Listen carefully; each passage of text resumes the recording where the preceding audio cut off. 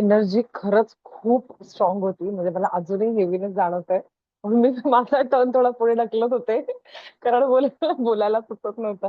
मला अजूनही crown heavy जाणवतंय. मला जसं मगाशी एक जण म्हणाले तसं काही मला पोटावर नाही जाणवलं, पण मला छातीत हेवीनेस जाणवतोय अजूनही. म्हणजे ते काहीतरी एंटर करतानाचं जे फिलिंग असतं ना, की क्राऊन मधनं एंटर होत होत छातीपर्यंत. आणि दुसरी गोष्ट म्हणजे मला ना असं कंटिन्युअस असं मधले मधनं असे ना झटके बसत होते. असं वाटत होतं कुठल्या तरी एका पॉइंटला, म्हणजे हेलिकॉप्टरने आपण असं वर जातोय आणि वरनं कोणीतरी धक्का मारल्यासारखा फील येत होता लिटरली. आणि मी एका पॉइंटला तर म्हणजे असं मी धरलं इकडे कुठेतरी आणि छातीवर हात धरला, कारण मी दचकले होते ऍब्सोल्युटली. त्या ट्रान्स मधनं बाहेर आले पण डोळे उघडावेसे वाटत नव्हते.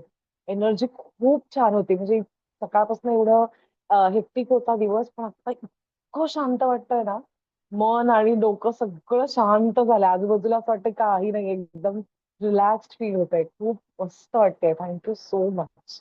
Thank you so much Guruji. Thank you so much कल्याणीताई. तुम्ही घेतलं सेशन त्यासाठी पण थँक्यू, आणि तुम्हाला पुश केलं त्यासाठी पण थँक्यू. माझा डिलेमा थोडा दूर केला. येस, आणि खरंच माझ्या ऍक्च्युली मनात असं, हा. तू खरंच घेत राहा session. Thank you, thank you so much.